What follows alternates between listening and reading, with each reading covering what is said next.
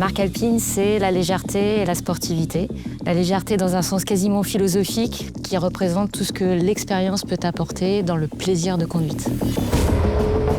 Le rôle de l'ingénierie d'Alpine Car, c'est de développer les voitures de route d'Alpine et les technologies innovantes qui vont permettre d'assurer leur sportivité. L'innovation, ça a toujours été un des moteurs pour Jean Rédélé. Dès le départ, Jean Rédélé s'est beaucoup appuyé sur les organes, sur les technologies du groupe Renault pour pouvoir se concentrer sur ce qui était important pour maximiser l'efficacité, l'innovation et le plaisir de conduite de ces voitures. Et en particulier, il a beaucoup travaillé la légèreté.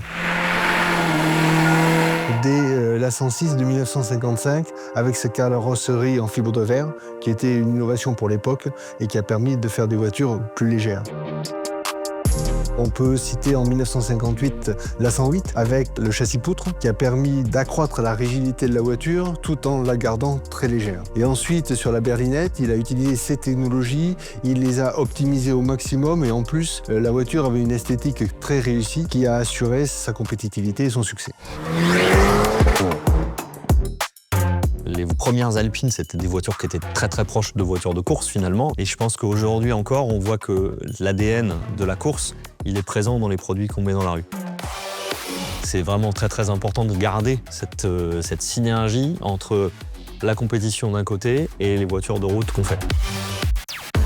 Ces échanges entre Alpine Racing et Alpine Cars, c'est quelque chose qui est à la fois historique, mais qui motive aussi les équipes. Sur le développement de l'Alpine A110 actuelle, on a travaillé étroitement et on a mis à contribution Alpine Racing en utilisant à la fois leurs moyens de calcul et de simulation numérique pour le dimensionnement thermomécanique du moteur, mais aussi leurs moyens physiques et notamment les moyens de métrologie. Pour la 110 actuelle, nos ingénieurs ont encore beaucoup travaillé l'allègement et c'est passé par une carrosserie, une structure entièrement en aluminium, assemblée par un procédé de rivetage et de collage qui sont des technologies réservées aux voitures d'exception. Une A110, ça fait 200 à 300 kg de moins que ses concurrents et en même temps avec une très bonne qualité d'aspect. Je crois que l'expertise qu'on a accumulée ici chez Alpine Racing, ça fait longtemps qu'elle contribue à la qualité de ce qu'on fait et aux produits qu'on peut mettre dans la rue, notamment l'électrification qu'on a encore une fois.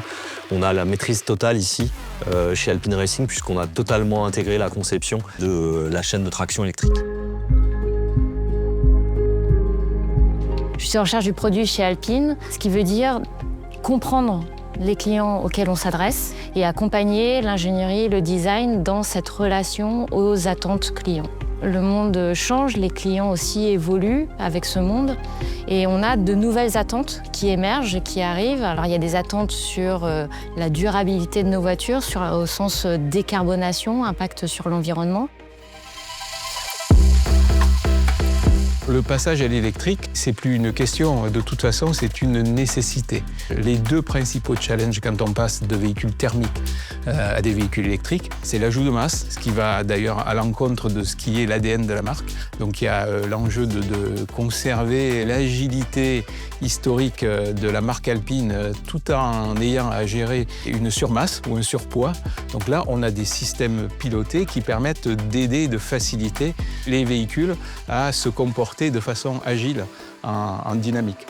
L'un des principaux systèmes sur lesquels on a travaillé récemment, c'est l'Active Torque Vectoring. C'est un système piloté qui permet d'avoir une gestion précise et différenciée du couple à la roue, donc pour arriver à faciliter en fait, le comportement du véhicule en dynamique. Moi, la première fois que j'ai conduit sur route une A390, en fait, ça m'a rappelé d'anciennes sensations lorsque je suis passé des skis droits aux skis paraboliques.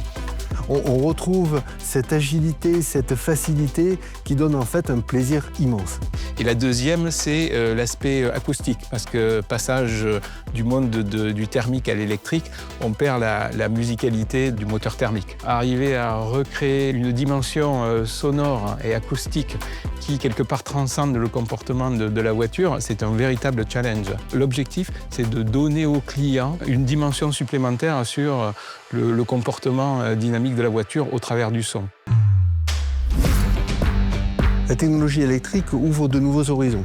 Elle permet par exemple une répartition des masses meilleure parce qu'on peut mettre des masses lourdes très bien positionnées dans la voiture, basses, proches du centre de gravité. Mais ça permet également, grâce au moteur électrique qu'on sait piloter à la milliseconde quasiment, justement d'introduire des stratégies de pilotage que l'on ne pouvait pas avoir avec le thermique. On vient d'investir dans un nouveau banc de simulation dynamique véhicule. C'est la même chose que ce qui est utilisé par exemple en Formule 1 ou en sport automobile. Et c'est la même approche qu'on est en train de mettre en place pour le développement des futurs véhicules. On est en train de créer autour d'Alpine Racing Hypertech Alpine, qui est une structure de haute technologie, une vraie vitrine pour l'ingénierie du groupe Renault et d'Alpine évidemment en particulier. Et ça, ce sont vraiment les gens qui font aujourd'hui les moteurs de Formule 1 et qui s'impliquent sur l'endurance par exemple, entre autres, qui vont contribuer demain à ces projets groupe Renault. Ça passe forcément par le développement de nouvelles technologies, ça passe aussi par des façons de raisonner qu'on utilise en compétition, qui sont quand même assez différentes finalement de ce qu'on peut voir dans l'industrie automobile, pour sortir du cadre en fait, et penser en dehors de la boîte, comme on dit en anglais. Et ça, je pense que c'est vraiment important et ça peut donner de très belles choses, en tout cas j'en suis convaincu. On est en train de développer ici, chez Alpine Racing, le moteur de la future supercar Alpine. Et ça, c'est très très prometteur. On va voir là le vrai transfert de la technologie, du savoir-faire des gens de la F1 et de l'endurance vers une voiture qui va être homologuée sur la route. Et ça, je pense que ça va beaucoup plaire.